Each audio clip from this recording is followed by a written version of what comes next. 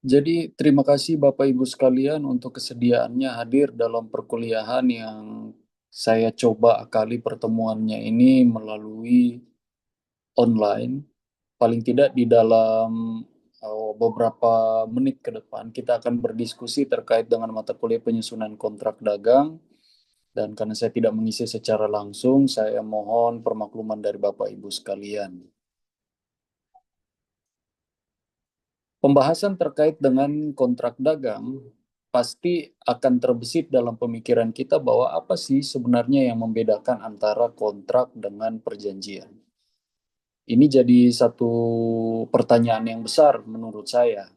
Dan saya yakin Bapak Ibu sekalian pasti juga akan bertanya-tanya apa yang membedakan antara kontrak dengan sebuah perjanjian. Kenapa nama mata kuliahnya itu adalah penyusunan kontrak dagang, bukan penyusunan perjanjian dagang. Padahal kan sebenarnya kontrak dan perjanjian itu sama saja tuh. Tapi ini sebagai disclaimer di awal, kalau penggunaan kata kontrak itu lebih umum. Jadi dia sudah jadi ini naturalnya dari aktivitas-aktivitas yang sifatnya berprofit, sifatnya berprofit dan lebih dikenal dalam lapangan badan usaha. Dan ya seperti itu, yang namanya kontrak dagang pasti pergerakannya juga sama, dia bergerak di dalam sektor perdagangan. Nah, ini karena mata kuliah yang teknis, namun sebelum kita terjun lebih dalam ke penyusunan kontrak dagang itu sendiri, perlu bagi kita semua untuk mengenal dasar-dasar atau prinsip-prinsip dasar terkait kontrak dagang itu, Bapak Ibu. Jadi ini pada bagian yang pertama, pada bagian yang pertama, saya coba menguraikan kepada kita semua apa yang membedakan antara kontrak dengan sebuah perjanjian. Kalau istilah kontrak menurut Kamus Hukum Indonesia, dia berasal dari bahasa Belanda yang kemudian disebut dengan Verbintenis atau overkoms, disebut perjanjian tertulis. Jadi ini kalau pengenalan terhadap kontrak dan perjanjian sebenarnya tidak ada ketentuan baku ya Bapak Ibu sekalian. Mungkin nanti di dalam materi, dalam pertemuan-pertemuan yang lain kita akan bicara kita akan bicara terkait perjanjian-perjanjian yang diatur dalam BW dan ada perjanjian-perjanjian yang tidak diatur di dalam BW. Itu yang kemudian dibilang nominat dan inominat. Nanti mungkin akan berkembang di dalam diskusi. Jadi bicara mengenai kontrak, pasti kita bicara mengenai profit. Sedangkan perjanjian ini sebenarnya dia merupakan satu pedoman, satu standar umum yang biasanya digunakan dalam berbagai aktivitas, di mana dari aktivitas tersebut terdapat sebuah pertemuan atau konsensi antara para pihak. Konsensi itu disebut dengan perjanjian. Namun dalam lapangan usaha, istilah kontrak ini lebih akrab dikenal. Perjanjian dia selalu merujuk pada hal-hal yang sifatnya terlalu umum, entah itu kesepakatan di dalam. Nah, dasarnya juga sama dengan kontrak 1320. Namun perjanjian itu bisa dibuat secara ini tertulis dan tidak secara tertulis. Lain hal dengan kontrak. Biasanya kontrak itu dibuatnya secara tertulis. Itu kenapa di dalam praktiknya kita tidak jarang menemukan kontrak kerja atau yang dalam bahasa Belandanya disebut kontrak kuli atau kontraktan. Nah, mungkin seperti itu. Saya coba untuk menguraikan ini menjadi gambaran awal bagi kita semua apa yang membedakan antara kontrak dengan sebuah perjanjian. Dalam kontrak dan perjanjian ada tiga unsur pembeda. Yang pertama, kalau tadi kita sudah tahu bahwa kontrak itu lebih akrab dikenal dengan istilah verbentenis, sedangkan perjanjian itu lebih dikenal dengan istilah overcomes. Jadi overcomes atau overcommon. Lalu pengaturannya juga sama di dalam pasal 1313 BW. Ini yang menjadi dasar ada perjanjian yang diatur yang memang masuk materi muatannya di dalam pengaturan dalam Burger Liquid Book itu, akan tetapi ada beberapa yang tidak masuk di dalam kualifikasi ini Burger Liquid Book, namun diatur dalam aturan-aturan yang lebih teknis lagi, Bapak Ibu. Lalu kalau istilah kontrak ini juga mengacu kepada sesuatu yang sifatnya tertulis. Dia legally binding agreement that place mutual obligation involve parties. Jadi bicara mengenai bagaimana memiliki kedudukan hukum yang menciptakan sebuah kewajiban dari para pihak.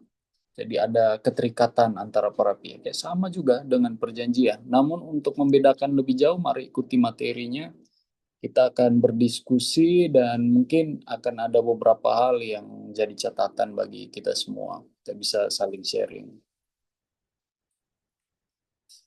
Seputar kontrak, saya coba kasih pengantar bahwa kontrak itu adalah legal agreement can be informal. Jadi sebuah ini kontrak itu merupakan sebuah persetujuan secara hukum. Ini persetujuan secara hukum. Namun yang membedakan dia adalah persetujuan hukum yang lain itu bisa jadi informal. Meaning nothing needs to be witnessed or written down. Jadi ada yang ditulis atau ada juga yang tidak ditulis. Berbeda halnya dengan sebuah kontrak.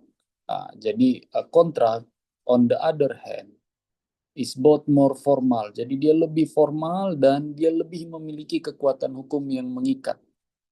Jadi dia binding, harus didokumentasikan. Sebagai contoh di situ dalam praktiknya adalah kontrak kuli atau kontraktan atau dalam bahasa Inggris biasanya disebut laborer. Itu pengaturannya. Saya kasih contoh bahwa ketika sudah diadakan satu perjanjian, lalu sewaktu-waktu ini salah satu pihak itu kemudian tidak melakukan perjanjian itu, dia tidak melakukan isi dari perjanjian, maka konsekuensi apa yang akan timbul kalau di dalam pasal 329 adalah ya mereka itu sudah dianggap sebagai sebuah perbuatan melawan hukum, ya, ingkar janji sebenarnya, karena dia tidak membawa orang lain ke tempat yang dijanjikan. Kontrak itu dia merupakan nature of industry. Jadi dia sudah jadi sesuatu yang bawaan.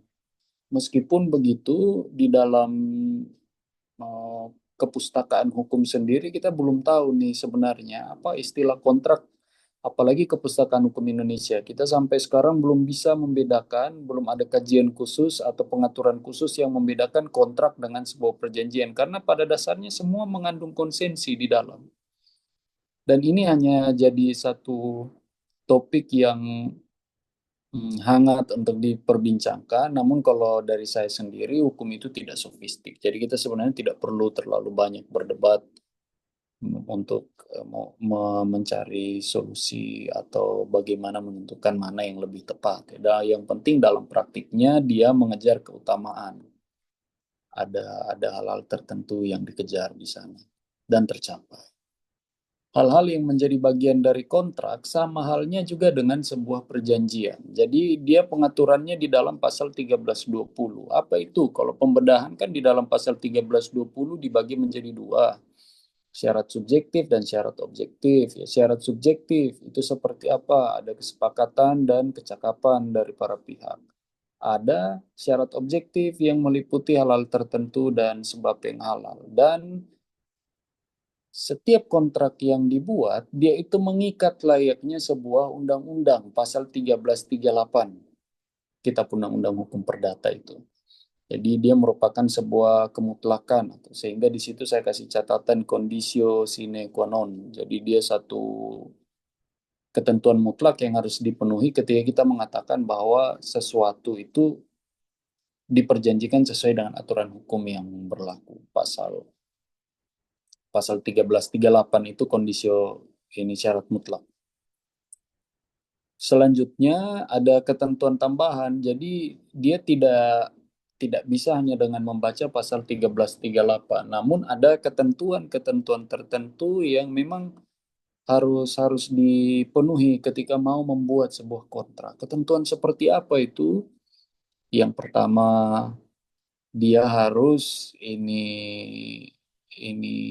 sesuai dengan kepatutan, dan kedua kebiasaan, dan yang ketiga adalah undang-undang. Jadi jangan sampai membuat sebuah kontrak tapi tidak sesuai dengan standar kepatutan yang ada di masyarakat. Nah, itu bagaimana sih sebenarnya kalau dia tidak sesuai dengan kepatutan di masyarakat? Ya, itu akan berdampak terhadap batalnya sebuah kontrak atau satu perjanjian itu. Karena kan kita tahu kenapa kita membedah unsur objektif dan subjektif itu.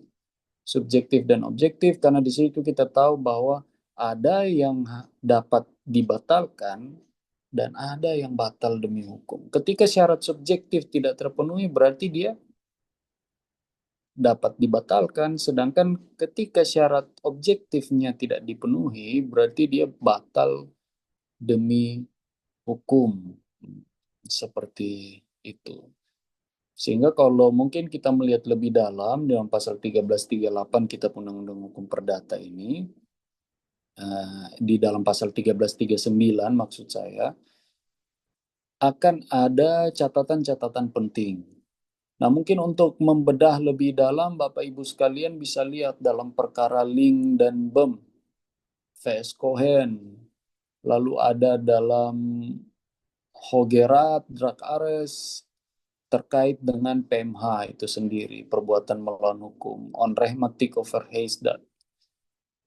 Itu nanti bisa bisa ditelusuri lebih jauh. Kalau di dalam lingkungan pengadilan, patut itu biasanya disebut dengan patita, bahasa Sanskertanya.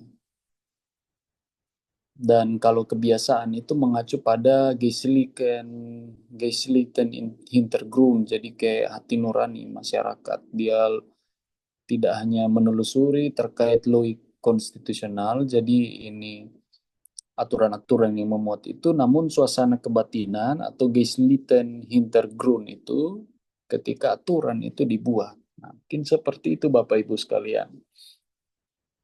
Lalu poin yang berikut adalah kontrak dagang dia harus dibuat secara tertulis. Jadi lanskap dari kontrak dagang itu dia pada dasarnya harus dibuat secara tertulis. Dia tidak bisa hanya sekedar satu kesepakatan-kesepakatan yang sama dengan perjanjian pada umumnya. Kontrak harus tertulis. Dan itu tadi sudah kasih pengantar kita di awal bahwa itu merupakan nature of industry, jadi dia merupakan satu hal yang alami dan kita tidak bisa pungkiri itu. Itu sudah paten itu. Lebih lanjut, untuk sebuah kontrak kemudian memiliki kekuatan hukum, menimbulkan kewajiban, jadi perbuatan hukum itu menimbulkan kewajiban untuk bagi para pihak terhadap negara, maka umumnya digunakan meterai. Dan meterai ini sudah jadi syarat paten sejak tahun 1985. Dulu kan kita pakai surat segel. Kalau surat segel itu kan ketentuan penggunaan surat segel, kalau dalam praktiknya saya masih lihat ada surat segel yang pakai ditulis tangan. Dan itu di pengadilan, di petun, dalam perkara yang memang kita kita proseskan di petun, di pengadilan negeri, itu semua diterima itu syaratnya. Jadi yang penting dimuat di atas surat segel. Sama halnya juga dengan meterai. Tadi ketik atau ditulis tangan pun ya sama saja dia punya kekuatan hukum, menimbulkan kewajiban ini dari para pembuat perjanjian itu kepada negara, begitu. Ada standar-standar tertentu. Ini juga tidak menutup kemungkinan ya Bapak Ibu. Artinya terkadang dalam praktiknya membuktikan sesuatu di pengadilan, kita juga harus melakukan ini Nezelgen. Jadi melegalisir dokumen yang kita buat. Melegalisir dokumen yang kita buat sebagai dasar bahwa dokumen itu menjadi satu alat bukti yang sah di pengadilan. Bukti yang sah di pengadilan. Itu pun juga menggunakan materai. Namun yang di copy itu kan hanya yang di nasal itu, yang dilegalisir itu hanya dokumen ini fotokopiannya, yang aslinya itu tidak kita keep untuk nanti jadi bahan pemeriksaan di pengadilan ketika pembuktian surat kalau di tahap perdata kan mungkin seperti itu Bapak Ibu sekalian. Jadi ini sebelum bicara lebih jauh lagi, Kalau bicara mengenai kontrak, dia selalu bersifat, kalau dalam pemahamannya saya, bahwa kontrak itu dia bicara mengenai probation, jadi probasiones. Dia kelak satu waktu akan digunakan sebagai beban pembuktian. Kalau itu sudah jadi syarat paten. Jadi kontrak selalu bersifat futuristik dan selalu berorientasi pada sesuatu yang kelak akan dapat dibuktikan. Nah, ini juga yang menjadi pembeda kita. Kita ikuti materinya, pelan-pelan kita akan coba memahami perbedaan antara kontrak dan perjanjian itu sendiri. Lalu, poin yang berikut adalah dokumen-dokumen apa saja yang sebenarnya harus kita muatkan di dalam satu, oh kita gunakan materai 10.000. Ada surat perjanjian, ada surat keterangan, surat pernyataan, surat lain sejenis beserta rangkapnya. Ada akta notaris beserta grose, salinan, dan kutipan. Ya, mungkin Bapak Ibu sekalian sudah terlalu umum ya kalau tahu akta notaris dan grose ini. Jadi kalau grose ini kan dia salinan pertama dari berkas yang asli.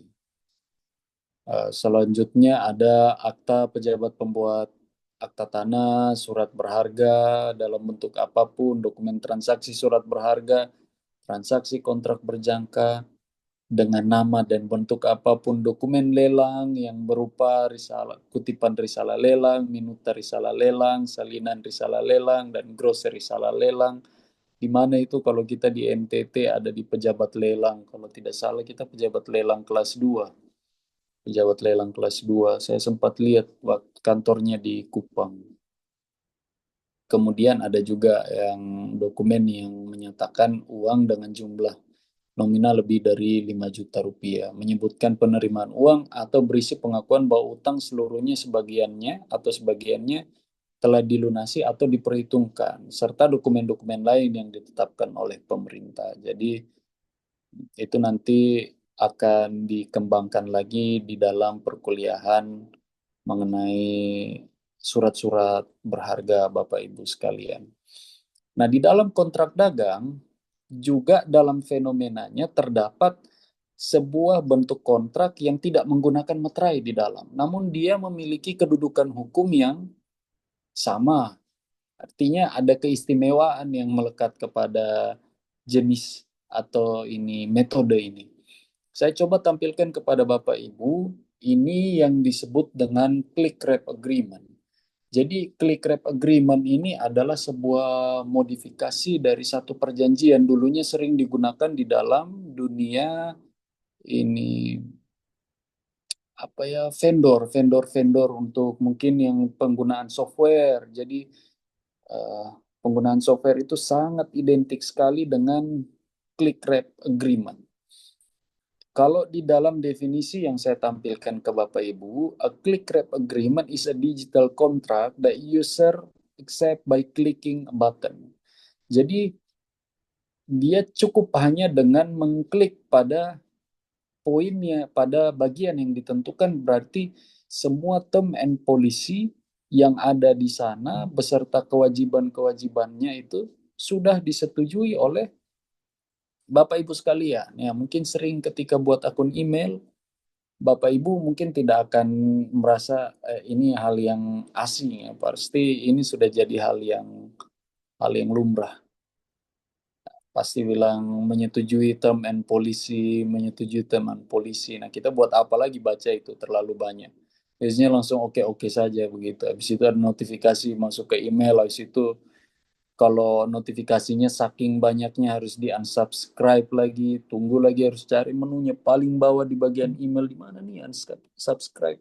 Kenapa ada notifikasi kayak begini? Kenapa ini iklannya muncul kayak begini di HP-nya saya? Ya itu karena apa? Ketentuannya di click wrap agreement ini, by clicking a button, artinya sudah menyetujui segala term and policy, segala kebijakan yang ditawarkan oleh satu software atau satu perusahaan dagang yang menggunakan teknik kontrak elektronik. Nah, itu Bapak Ibu sekalian.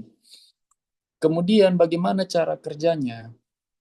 click wrap agreement ini, cara kerjanya adalah the user is present with the term and condition of the agreement. Jadi ini ada term and condition, dia punya syarat dan ketentuan.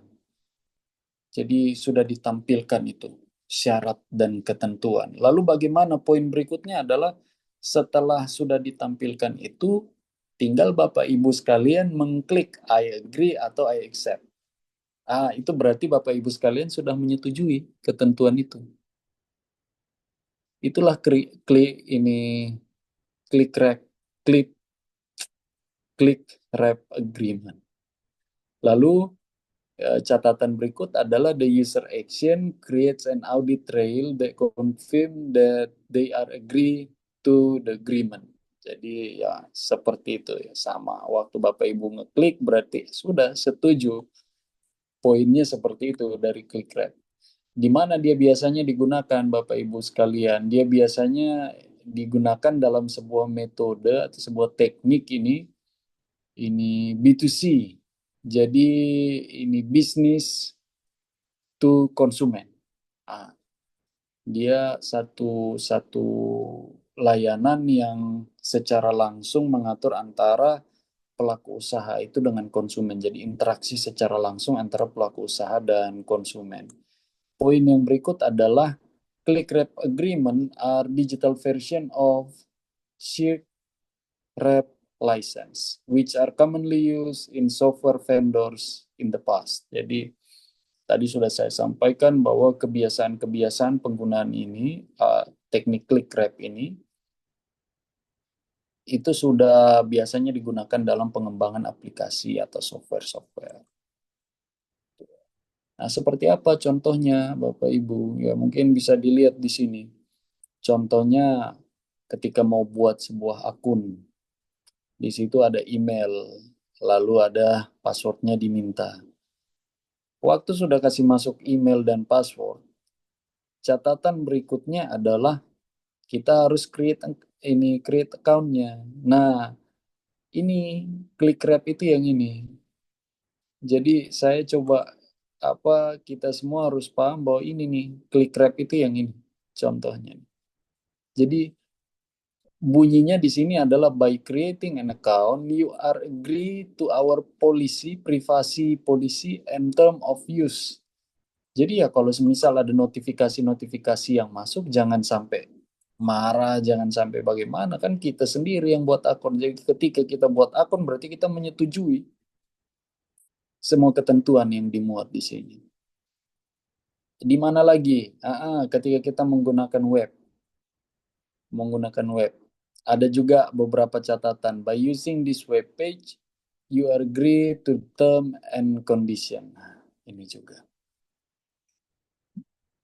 Ketika mau buat blog atau website ya, dia seperti ini ketentuan-ketentuannya. Ini merupakan contoh dari click wrap agreement. Ini contoh kasus.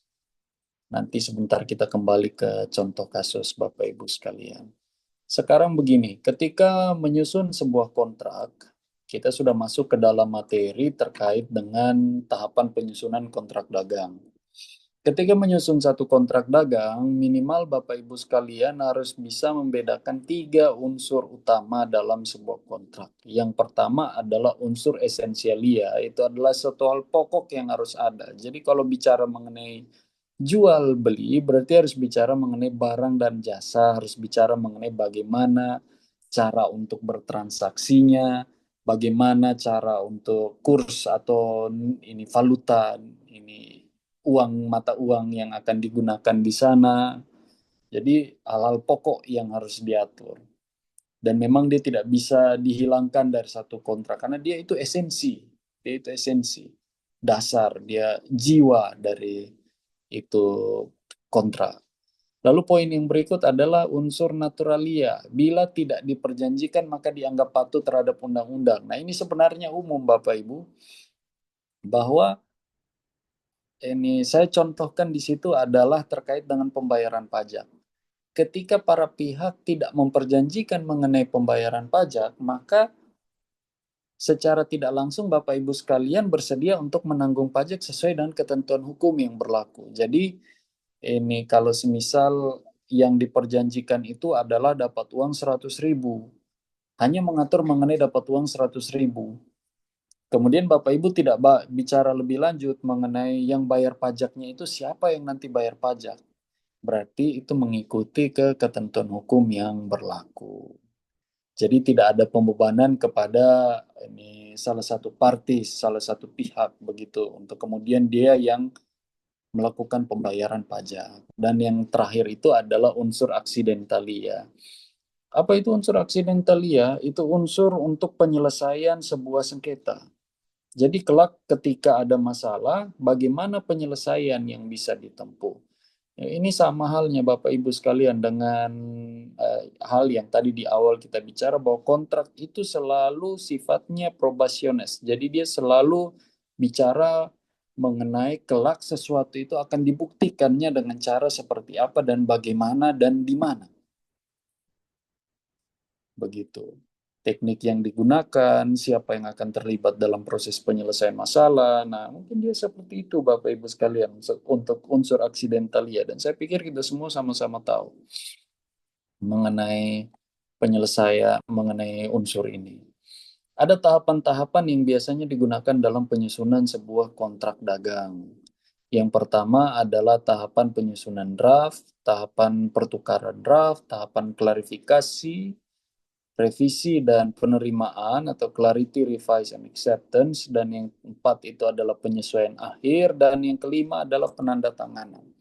Sekarang kita mulai dari penyusunan draft. Yang jelas di dalam penyusunan draft, judul yang digunakan itu harus jelas menyampaikan mengenai kesesuaian atau kepentingan langsung dari para pihak yang mau dimuatkan dalam sebuah kontrak. Jadi kalau di dalam tadi kita kasih contoh ada kontrak tenaga kerja, berarti di kopnya itu sudah jelas kontrak tenaga kerja.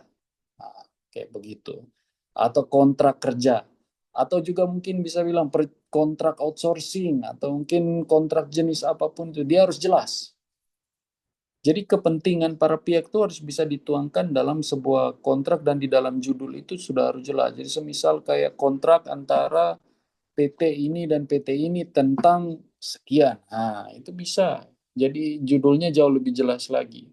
Di dalamnya berisi ini pembukaan, jadi tanggal pembuatan kontrak, lalu pihak-pihak yang membuat kontrak itu adalah subjek hukum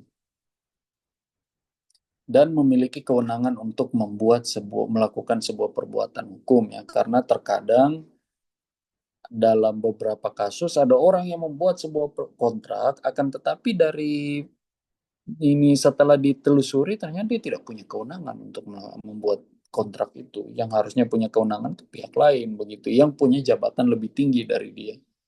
Dia itu hanya ini mendapatkan mandat untuk melaksanakan tugas-tugas tertentu saja, tapi bukan untuk menyepakati begitu. Itu sudah bicara mengenai ranah administrasi pemerintahan yang nanti pasti bisa didalami lebih lanjut. Ada premis atau ini ada premis yaitu penjelasan resmi latar belakang terjadinya sebuah kontrak. Habis itu ada isi kontrak. Kontrak ini merupakan bagian inti dan yang terakhir itu penutup, dia memuat tata cara pengesahan suatu kontrak. Nah, ketika menyusun satu kontrak, Bapak Ibu sekalian, yang jelas proses penyusunan satu kontrak ini harus diawali dengan formulasi draft. Kenapa kita bilang perlu untuk dilakukan formulasi draft? Alasan formulasi draft ini sebenarnya ditujukan agar para pihak ini bisa melakukan draft exchange. Itu nanti ada di tahap berikut. Jadi bisa lebih jelas lagi. Dia sudah pegang satu dokumen, kemudian dialihkan ke pihak yang satu baca maksudnya seperti apa, yang sebelahnya juga dia baca, lalu mereka mulai merevisi-revisi. Itulah kenapa kita bawa ke tahap yang kedua. Draft exchange. Pada tahap ini, setelah ada pertukaran dari para pihak ini, mereka bertukar ini draft. Lalu masing-masing kemudian akan mulai membuat sebuah kajian, jadi overview. Mereka bisa melakukan overview terhadap kontrak risiko yang sebenarnya dibuat. Clarity itu adalah dia harus jelas, dan dapat dipahami bagaimana penyimpanan, legal protection, jadi perlindungan hukum ketika kontrak itu dibuat, dan bagaimana penegakannya, enforceability itu, pola penyelesaian masalah. Nah, itu sebenarnya poin-poin yang nanti setelah di dalam proses pertukaran, itu yang nanti akan dipelajari oleh para pihak yang bertindak sebagai legal pada sebuah perusahaan. Di tahap yang ketiga, ketika sudah dilakukan pertukaran dokumen itu, Bapak Ibu sekalian, ketika sudah dilakukan pertukaran dokumen, maka para pihak akan mulai melakukan tahap berikut, yakni clarity, revise, and acceptance. Jadi dia mulai. Ini biasanya urusannya legal perusahaan. Ini repetisi model sudah berapa kali ini. Jadi biasanya merupakan ini urusan dari legal dalam satu perusahaan. Tugasnya dia adalah untuk mempelajari isi yang ada di dalam kontrak ini. Kalau Bapak Ibu bisa lihat di dalam yang saya tampilkan di sini, pada poin yang kedua adalah a formal agreement promotes mutual understanding and clarity between the parties. It clear outlines that the contract terms, including the rights and responsibility of each parties. Thus, everyone is on the same page regarding their own obligation and rewards. Jadi, pasti ya masing-masing pihak tidak mau untuk merasa dirugikan ya. Mereka mau sama-sama bicara mengenai hubungan resiprokal based on give-give. Jadi, bagaimana untuk bisa saling beri-memberi, tidak hanya sekedar beri dan terima kasih, beri dan memberi. Ya, kalau ini reciprocal based on give-give tentu beri memberi gitu. Lalu tahap berikut adalah clarity and understanding. Jadi setelah kontrak itu diterima, kemudian mereka akan coba untuk mencari dia punya kejelasan. A well draft contract provide legal protection to the parties involved. Jadi bagaimana kontrak yang baik itu dia selalu menyediakan perlindungan hukum bagi setiap pihak yang mengadakan perjanjian itu, mengadakan kontrak itu. It can be challenging to prove oral agreement exists in legal context. Putting rights in writing ensure that they are clear and enforceable in courts. Jadi memastikan bahwa setiap ketentuan yang ada dalam kontrak itu bisa untuk ditegakkan, itu jelas dan bisa ditegakkan di pengadilan kelak ketika mau diselesaikan masalah itu. Lalu those parties can safeguard their interest in a business deal or transaction. Jadi mereka berpikir bagaimana kelak mereka bisa ini menyelamatkan. Ada ketentuan-ketentuan untuk menyelamatkan kepentingan. Interest itu kepentingan. Jadi kepentingan dari para pihak ketika mereka membuat sebuah perjanjian. Ini legal term, Bapak Ibu sekalian. Yang berikut adalah recording and keeping. Recording and keeping. Kontrak, kalau di poin yang kelima, kontrak serve as vital documentation. Jadi dia sebenarnya merupakan sebuah dokumen yang vital. Dia merupakan sebuah dokumen yang vital sehingga diperlukan sebuah penyimpanan yang aman. Bagaimana cara mengamankan ini kontrak sehingga kelak ketika kontraknya ini jadi tidak tidak kemudian jadi satu dokumen semata yang tidak dapat ditegakkan, kemudian selesai penandatanganan kontraknya hilang. Jadi pasti mereka akan bicara mengenai bagaimana dan lembaga mana yang punya kapasitas untuk menyimpan hasil kontrak ini. Itu sudah umumnya Bapak Ibu sekalian kalau kita lihat di banyak organisasi internasional, mereka sudah menerapkan hal yang sama. Jadi ketika perjanjian dibuat sama negara-negara, maka ada satu lembaga khusus yang sifatnya permanen, itu dalam organisasi internasional. Dia memiliki fungsi untuk mengamankan dokumen-dokumen yang dibuat oleh setiap negara.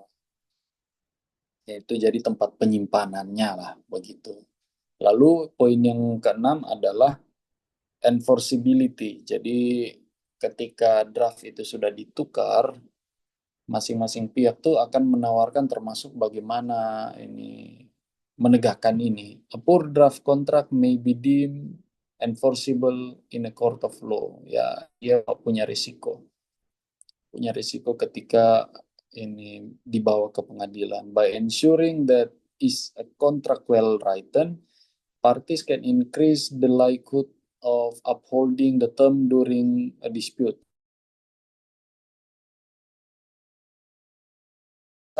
Persengketaan itu setiap pihak bisa untuk ini menyelesaikan persoalan itu dengan baik di dalam ranah hukum.